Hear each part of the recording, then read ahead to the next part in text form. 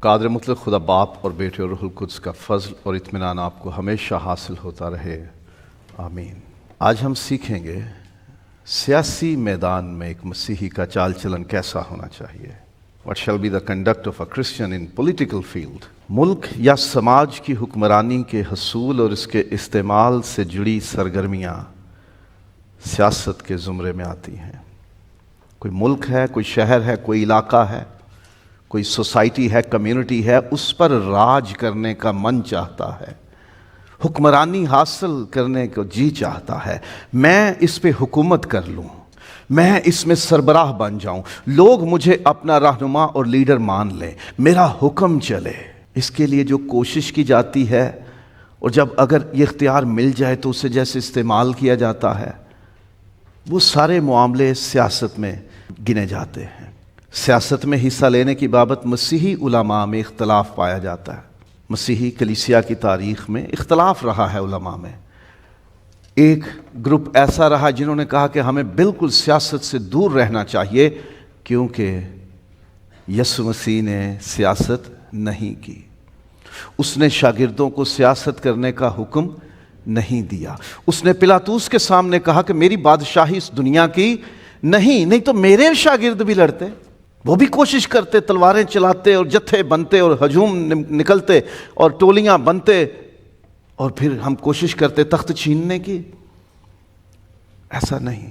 تو اس لیے ایک گروہ مسیحی علماء کا یہ کہتا ہے کہ سیاست میں ہمیں حصہ نہیں لینا چاہیے، یہ خراب معاملہ ہے، ہمیں اس سے دور رہنا ہے۔ اور دوسرا گروہ یہ کہتا ہے کیونکہ ہم اس دنیا میں رہتے ہیں، اس معاشرے، اس سماج، اپنے ملکوں کا حصہ ہیں، تو سیاستدان ہماری زندگی کے بارے میں سوچتے، فیصلہ کرتے، ہم پہ اختیار رکھتے ہیں، اس لیے ہمیں اس میں حصہ لینا چاہیے کیونکہ یہ ہماری زندگی سے جڑے معاملات ہیں۔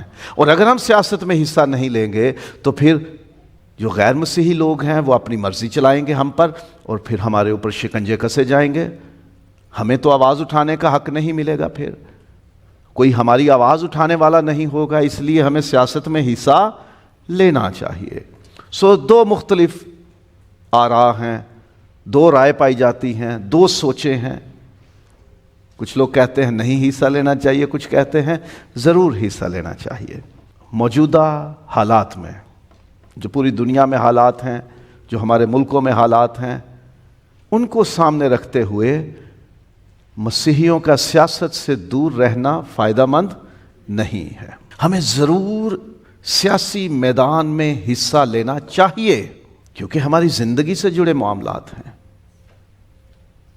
امثال 29ویں باب میں لکھا ہوا ہے کہ جو شریر لوگ ہیں، ناراض لوگ ہیں، جو برے منصوبے رکھنے والے ہیں، جو خدا کے نظام کے الٹ چلنے والے لوگ ہیں، جب وہ حکمران بن جائیں، جب وہ اقتدار میں آ جائیں تو خدا کے لوگ مصیبت اٹھائیں گے۔ اس لیے ہمیں پالیٹکس میں، سیاست میں اپنا ایک مقام رکھنا چاہیے، ضرورت ہے اس بات کی، نہیں تو غیر مسیحی لوگ اقتدار میں رہیں گے، وہ مسیحیوں کے لیے سوچیں گے ہی نہیں۔ اور ابھی یہ جڑاوالا کے واقعے کے بعد ایک ٹرینڈ چل رہا ہے کہ جی میں مسیحی ہوں اور میں ووٹوں کا بائیکاٹ کرتا ہوں اور میں نے اس میں شامل نہیں ہونا، میں نے کسی کو ووٹ نہیں دینا۔ نہ دو، M N A M P ہے تو پھر بھی لوگوں نے بن جانا ہے، تو بیٹھے رہنا گھروں میں۔ کم از کم اپنے علاقے، اپنے گاؤں، اپنے محلے اور اپنے شہر میں پوری قوم ایک ہو کر کسی طرف لگ جاؤ، اسے پتہ چلے یہ ہزاروں ووٹ میرے پاس آنے والے ہیں اور میں نے ان کے کام کرنے ہیں، ان کے کام آنا ہے۔ اور اگر گھر ہی بیٹھے رہو گے بند تو وہ جائے گا، تو پھر آپ کس پہ احسان چڑھاؤ گے؟ آپ اپنی آواز کس کے ذریعے پہنچاؤ گے؟ آج کے حالات کو سامنے رکھتے ہوئے مسیحیوں کو سیاست سے دور نہیں رہنا چاہیے۔ ہم زمین کے نمک اور دنیا کا نور ہو کر رہیں۔ ہم شامل نہیں ہوں گے تو پھر برے لوگ ہی آ جائیں گے۔ ہم یہ جان کر اس میں شامل ہوں کہ کم از کم ہم کچھ بہتری کے لیے آواز اٹھائیں گے، کچھ نیکی بھلائی کی آواز اٹھائیں گے، کچھ خدا کے خوف میں رہ کر آواز اٹھائیں گے، کچھ ایسی ایکٹیویٹی، ایسی سرگرمی، ایسا عمل کریں گے کہ جس سے ہم زمین کے نمک اور دنیا کا نور بن کر اپنا حصہ ادا کر سکیں، ہماری روشنی آدمیوں کے سامنے چمکے، ہمارے کاموں کو دیکھ کر لوگ ہمارے خدا کی تعریف کریں، اور گھروں میں چھپ کے بیٹھ جائیں گے، بائیکاٹ کر لیں گے، جی ہم نے نہیں دینا کسی کو ووٹ، ہم نے الیکشن میں حصہ نہیں لینا، ہم نے سیاست سے دور رہنا ہے، تو پھر سارے کام تو لوگ کر لیں گے، آپ کو کوئی پوچھنے والا نہیں ہوگا، آپ کی آواز کہیں نہیں ہوگی۔ سو حصہ لینا چاہیے۔ لیکن چرچ بطور ادارہ، ایک ادارے کے طور پر، ایک تنظیم کے طور پر، ایز این آرگنائزیشن، اور عبادت گاہیں، churches, church buildings, worship places اور پاسبان، مجھ جیسے خدا کے خادم، ہمیں سیاست میں حصہ نہیں لینا چاہیے، ہمیں اپنے آپ کو سیاسی نہیں بنانا چاہیے۔ بطور چرچ ہمیں کسی بھی پولیٹیکل پارٹی کا پلیٹ فارم نہیں بننا۔ ہاں، شخصی طور پر ہر ایک مسیحی کو سیاست میں اپنا کردار ضرور ادا کرنا چاہیے، لیکن چرچ بطور ادارہ سیاست سے دور رہے۔ عبادت گاہیں سیاست کا مرکز نہ بنائی جائیں۔ خدا کا گھر عبادت کے لیے ہے، سیاسی جلسوں کے لیے نہیں، آپ کی پسند کے سیاسی لیڈرز کی تقریروں کے لیے نہیں ہے یہ پلپٹ۔ یہ خدا کے کلام کے لیے، خدا کے حضور دعائیں، شکر گزاریاں، مناجات اور حمد و ثنا کے لیے ہے، نہ کہ سیاسی نعرے بازی کے لیے۔ یہ خدا کے مذبح ہیں جہاں خدا کی عبادت ہوتی ہے، اس کی خدمت ہوتی ہے۔ اسے سیاست دانوں کے جھوٹ اور لغو اور ان کی مکاری کی بھینٹ نہ چڑھاؤ، انہیں ناپاک نہ کرو۔ اور میں التماس کرتا ہوں اپنی پوری پاکستانی کلیسیا سے کہ چرچ بطور ادارہ اور عبادت گاہیں اور خدا کے خادم سیاست دان نہ بنے، سیاست کا مرکز نہ بنے، سیاست کا اڈا نہ بنے، سیاسی ہتھیار نہ بنے۔ مسیحی لوگ سیاست میں ضرور حصہ لیں، اپنی اپنی پارٹی جسے پسند کرتے ہو اس کے ساتھ رہو، آپ اس کے لیے کوشش بھی کر لو، آپ اس کے لیے نعرے بھی مار لو، لیکن آپ اپنی پرسنل کیپیسٹی میں، چرچ نہیں، کلیسیا کے طور پر نہیں۔ آپ خاندانوں کو ملاؤ، آپ سارے محلے کو، برادری کو اکٹھا کرو، اپنی آواز ان تک پہنچاؤ، سارے اکٹھے ہو کے ایک فیصلہ کر لو، لیکن چرچ کو بیچ میں نہ گھسیڑو، چرچ کا پلپٹ، چرچ کا پلیٹ فارم استعمال نہ کرو، عبادت گاہوں کو سیاسی آماج گاہ نہ بناؤ، عبادت گاہوں کو سیاست دانوں کا اڈا نہ بناؤ، اور خدا کے خادموں کو سیاسی جلسوں میں نہیں جانا چاہیے۔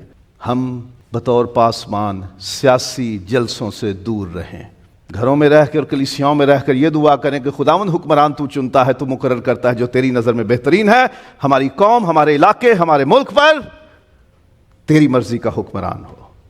یہ دعا کرو۔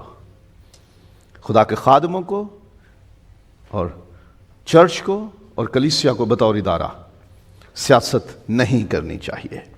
اعمال کی کتاب میں لکھا ہے، رسولوں نے کہا کہ ہم تو دعا اور کلام کی خدمت کریں گے، انتظامات کے لیے تم بندے چن لو۔ اور خداوند یسوع مسیح نے تو کہہ دیا، میرے شاگرد حکمرانی کے لیے نہیں لڑیں گے، نہ وہ لڑے ہیں نہ وہ لڑیں گے۔ تو میں اگر یسوع کا شاگرد ہوں، اس کے بلاوے کے تحت اس کا خادم ہوں، انجیل کا خادم ہوں، دعا اور کلام کا خادم ہوں، تو پھر مجھے کسی سیاسی تحریک کا حصہ نہیں بننا چاہیے۔ ایک مسیحی کو سیاست میں مذہب بطور ہتھیار استعمال نہیں کرنا چاہیے۔ اب اگر خادم بیچ میں آئے گا، چرچ بیچ میں آئے گا، تو ہم تو مجبور کریں گے نا آپ کو، پھر بھئی دیکھ لو، چرچ کا معاملہ ہے، کلیسیا کا معاملہ ہے۔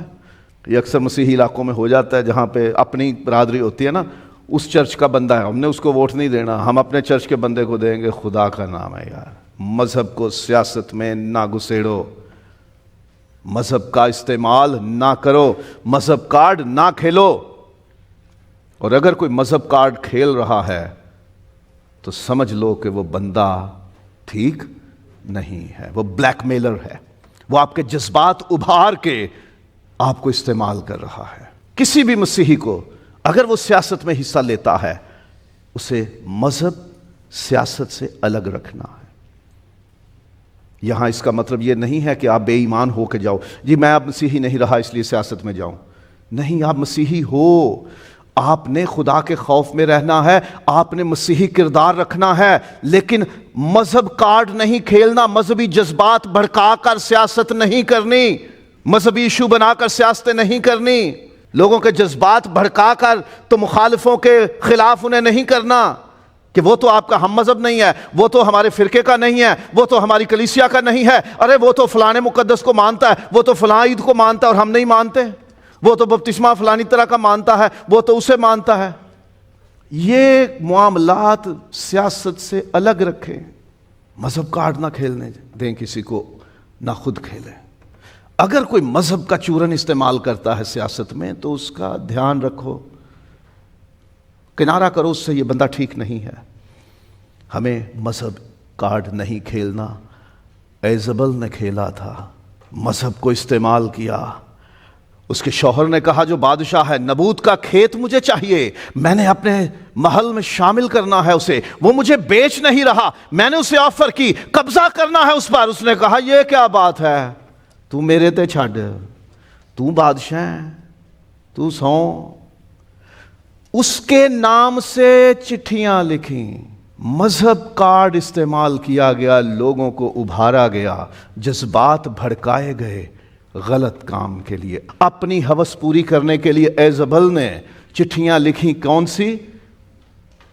شوہر کے نام سے، اور کہا 2 بندے تیار کرو جو نبوت کو اونچے پر کھڑا کریں، اور پھر اس پہ الزام لگاؤ کہ اس نے خدا کی توہین کی ہے، اس نے بادشاہ کی توہین کی ہے۔ اور بنی اسرائیل خدا کے خلاف تو کوئی بات سننا گوارا ہی نہیں کرتے۔ مذہب کارڈ کھیل گئی کس لیے؟ جگہ لینے کے لیے۔ کیا پاکستان میں ہوتا نہیں ہے؟ اپنے مفاد کے لیے، اپنی رنجشیں مٹانے کے لیے، بدلے لینے کے لیے، کچھ چیزوں پہ قبضہ کرنے کے لیے الزام لگا دو توہین کا، مارے جائیں گے اور پھر چیزیں ہماری۔ خداوند یسوع مسیح پر کوئی الزام نہیں لگا سکتا تھا، اس نے کہا کون ہے جو مجھ پر گناہ ثابت کر سکتا ہے؟ اسے مذہب کارڈ کھیل کر پھنسایا گیا۔ اگر تو خدا کا بیٹا مسیح ہے تو ہم سے کہہ دے۔ اس نے کہا میں ہوں۔ کپڑے پھاڑ دیے سردار کاہن نے، یہ کفر ہے، اٹس بلاسفیمی، یہ توہین ہے مذہب کی، یہ خدا کی توہین ہے، اب یہ سزائے موت کا حقدار ہے، اب ہمیں گواہیاں بھی نہیں چاہیے، اسے صلیب دو۔ یسوع کو اس مذہب کارڈ میں گھیرا گیا۔ یہ سایہ کہتا ہے ہماری ہی خاطر اس پر سیاست ہوئی، سیاست میں مذہب کارڈ کھیلا گیا یسوع کے خلاف، قوم کو بھڑکایا گیا۔ اس نے کہا ہیکل کو گرا دو، مذہب کارڈ، ہیکل بنی اسرائیل کی شان ہے، مذہب کارڈ۔ کسی مسیحی کو سیاست میں مذہب بطور ہتھیار استعمال نہیں کرنا، اور ایک مسیحی کو سیاست میں انسانوں کی اندھی تقلید نہیں کرنی، بلائنڈلی نہیں چلنا، جو کہہ رہے ہو ٹھیک کہہ رہے ہو، تحقیق کرو، پہلے جانچو پرکھو معاملے کو۔ انسان جھوٹ بول سکتا ہے، انسان آپ کو ورغلا سکتا ہے، انسان آپ کو استعمال کر سکتا ہے اپنے مقصد کے لیے، اپنے مفاد کے لیے، اور آپ کو پتہ بھی نہیں ہوگا، بھڑکا دے گا اور آپ کو استعمال کرے گا۔ اندھی تقلید نہیں کرنی، اندھی پیروی نہیں کرنی، آنکھیں بند کر کے پیچھے نہیں چلنا، بھی جو کہہ رہا ٹھیک کہہ رہا، میرا لیڈر ہے، کبھی ایسا نہیں کرنا۔ پہلے پرکھو، جانچو، معاملے کی تہ میں جاؤ، سچ ہو تو ساتھ دو، اگر سچ نہیں ہے تو پیچھے ہو جاؤ، اندھے بن کے پیروی نہیں کرنی۔ ایزبل نے چال ہی ایسی چلی، مذہب کارڈ کھیلا، لوگوں نے تحقیق بھی نہ کی اور مار دیا نبوت کو۔ 2 بندے اٹھے شریر، اس نے لکھا اپنے چٹھی میں 2 شریر بندے کھڑے کرنا، کیونکہ نیک بندہ تو تحقیق کرے گا پہلے کہ واقعی اس نے کچھ کیا ہے۔ 2 شریر بندے کھڑے کر دو۔ شریعت میں حکم ہے کہ 2 گواہیوں پہ سزائے موت ہو سکتی ہے، 2 گواہ چاہیے۔ پاکستان کی عدالتوں میں بھی دنیا بھر میں 2 گواہ ہی چاہیے ہوتے ہیں۔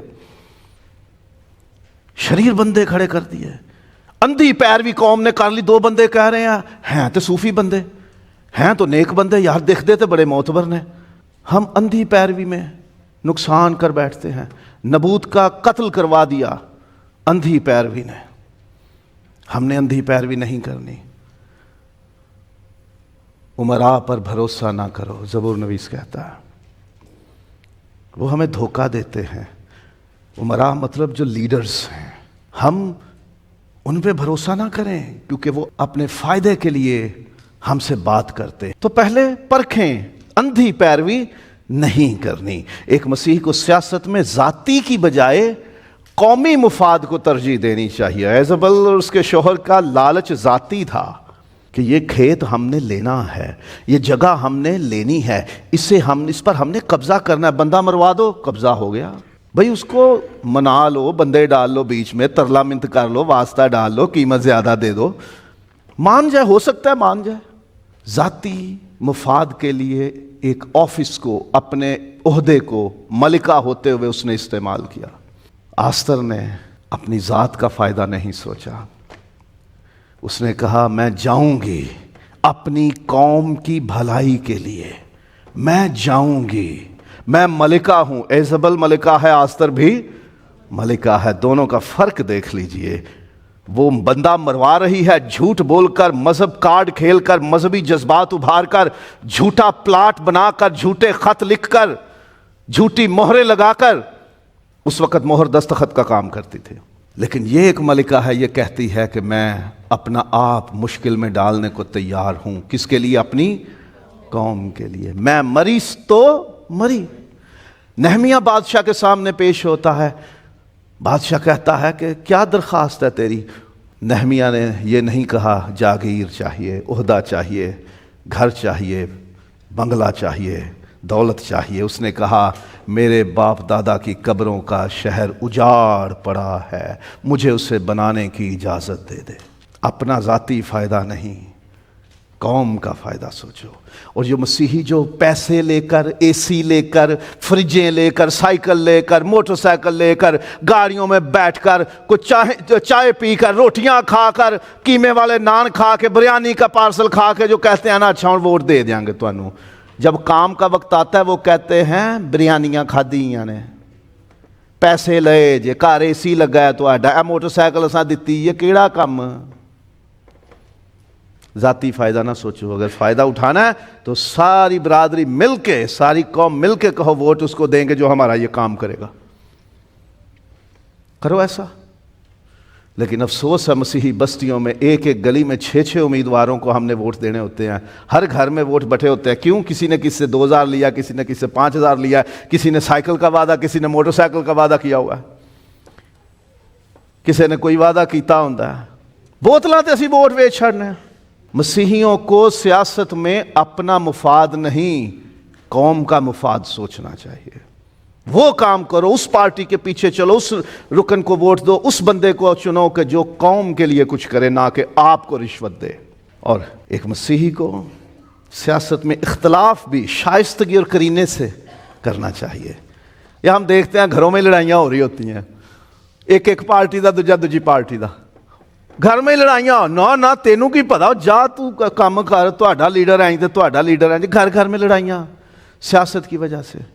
اختلاف کرنا ہے کرو، شائستگی اور کرینے سے، تحمل سے، حلیمی سے، نرم مزاجی کے ساتھ۔ بائبل کہتی ہے سارے کام ہمیں شائستگی اور کرینے سے کرنے چاہیے، طریقہ اچھا رکھو، دشمنیاں نہ بناؤ، سیاست کو دشمنی نہ بناؤ، اختلاف رکھو لیکن سلجھے ہوئے طریقے سے، لڑائی جھگڑا نہ ہو، دشمنی نہ ہو، فساد نہ ہو، احترام، عزت، حلیمی، عاجزی، فروتنی، نرم مزاجی، یہ قائم رہے آپ کے اختلاف کرنے میں بھی، کیونکہ آپ مسیحی ہو۔ اور ایک مسیحی کو سیاست میں جھوٹ، بدگوئی اور بہتان تراشی سے پرہیز کرنا چاہیے۔ آپ سیاستدان ہو یا آپ سیاسی کارکن ہو یا آپ کسی پارٹی کو سپورٹ کرتے ہو، جھوٹ، بدگوئی اور بہتان تراشی سے پرہیز کریں۔ دوسرے امیدوار اور پارٹی کے اوپر غلط باتیں نہ چڑھاؤ، ان کے بارے میں برائیاں ایسی نہ کرو جو ان میں ہیں نہیں۔ جھوٹے الزام لگانے کو بہتان تراشی کہتے ہیں، بدگوئی کہتے ہیں کسی کے بارے میں برا بولنا، جھوٹ تو ہے ہی جھوٹ۔ کسی بھی مسیحی کو اول تو اخلاقی طور پر، دینی طور پر نہ جھوٹ بولنا چاہیے، نہ کسی کے بارے میں بری بات کہنی چاہیے، نہ کسی کے بارے میں بری بات پھیلانی چاہیے۔ لیکن سیاست میں خاص طور پر آپ مسیحی ہو، آپ کو جھوٹ، الزام تراشی، بدگوئی اور بہتان تراشی سے پرہیز کرنا چاہیے۔ ایک مسیحی کو سیاست میں ناجائز حربوں اور سازشوں سے پرہیز کرنا چاہیے۔ یہ سازشیں اور حربے اختیار کی ہے ایزابل نے، ہمیں ایسا نہیں کرنا۔ ابھی سلوم نے اپنے باپ سے تخت چھیننے کے لیے حربے استعمال کی، اور بائبل میں لفظ سازش استعمال ہوا۔ اس نے یہ سازش کی، کس کے خلاف؟ اپنے باپ داؤد کے خلاف، کہ میں چھین لوں اس سے حکومت۔ سازش رچی اس نے۔ کسی بھی مسیحی کو سیاست میں، چاہے وہ لیڈر بن رہا ہے، چاہے وہ کینڈیڈیٹ ہے، امیدوار ہے، چاہے وہ ایک عام پولیٹیکل ورکر ہے، سیاسی کارکن ہے یا ووٹر ہے، سازشیں نہ رچو، ناجائز حربے نہ اختیار کرو۔ یہ مسیحی کو زیب نہیں دیتا۔ سیدھا چلو، سچائی پر چلو، آگے خدا جانتا ہے، جو بہتر خدا کو لگے گا وہ کر دے گا۔ آپ سچ اور انصاف پہ رہو، کیونکہ ایک مسیحی کو سیاست میں انصاف اور نیکی کرنی چاہیے۔ انصاف پسند بنو، نہ کہ ہٹ دھرم۔ میرا عزیز ہے تو اس کو بچا لوں، وہ میرا مخالف ہے تو اس کو پھنسا دوں، یہ انصاف نہیں ہے۔ میکا کے صحیفے میں لکھا ہے، انسان خدا تجھ سے کیا چاہتا ہے کہ تو انصاف کرے، نیکی کرے، حلیمی اور عاجزی اور فروتنی اختیار کرے۔ تیتوس میں لکھا ہے نیک کام کرنے کے لیے تیار رہو۔ کیسے؟ حکمرانوں کے تابع رہ کر، قانون کے تابع رہ کر، آئین کے تابع رہ کر انصاف پہ قائم رہنا ہے اور نیکی کرنی ہے، بھلائی کرنی ہے۔ سیاست میں اس لیے نہ آئیں کہ ہم نے دوسروں کو نیچا دکھانا اور ان کو سزائیں دلوانی اور ان کو بند کروانا ہے، جیلوں میں ڈلوانا، ان پہ کیس ڈلوانے ہیں اور بدلے لینے ہیں۔ نیکی کرنے کے لیے آؤ، بھلائی کرنے کے لیے آؤ۔ اور ایک مسیحی کو سیاست میں خدا اور اس کے کلام سے وفادار رہنا چاہیے۔ سیاستیں ہوتی رہتی ہیں، لیکن اگر خدا سے بے وفا ہو گئے اور اس کے کلام سے دور چلے گئے تو پھر کوئی انجام اچھا نہیں ہے۔ ہم نے خدا سے وفادار رہنا ہے۔ سیاست کرو جتنی مرضی، لیکن جھوٹ، الزام تراشی، بہتان تراشی، بدگوئی نہ کرو۔ آپس میں نرم مزاجی، شائستگی، حلیمی اور فروتنی سے ایک دوسرے سے اختلاف بھی کرنا ہے تو کرو۔ اپنے فائدے نہیں سوچنے، پوری قوم کا فائدہ سوچنا ہے، اور خدا اور اس کے کلام سے وفادار رہنا ہے۔ خدا یہ تقاضا کرتا ہے، حکمران تک سے تقاضا کرتا ہے کہ تو میرے کلام سے دائیں بائیں نہ مڑنا۔ سو ہم مسیحی، خاص طور پہ پاکستان کے مسیحی، آئندہ ہفتوں میں یا مہینوں میں ایک بڑے سرگرم سیاسی مہم سے گزریں گے۔